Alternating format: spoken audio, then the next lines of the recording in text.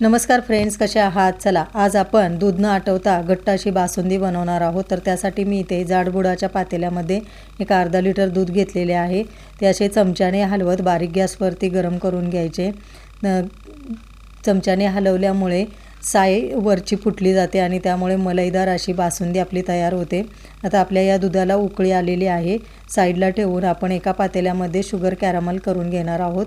तर sugar caramel म्हणजे पाणी न घालता साखर वितळवून घ्यायची। तर यामुळे ब्राऊन कलर साखरेला येतो आणि त्यामुळे बासुंदीला पण आपण आपल्या बाहेर जशी बासुंदी मिळते तसा कलर येतो। थोडी थोडी साखर वितळल्यावर थोडी थोडी करून दुधामध्ये घालायची। एकदम टाकल्यामुळे दूध उतू जातं। परत गॅस पेटवून दूध गॅसवरती ठेवायचं। त्याच्यामध्ये वेलची पूड टाकायची, थोडंसं खवा टाकायचा आणि 2 मिनटं परत चांगलं उकळून शिजवून घ्यायचं। बघा कशी मस्त आपली घट्ट बासुंदी तयार झाली आहे। नक्की ट्राय करा आणि माझ्या चॅनलला सबस्क्राईब करा।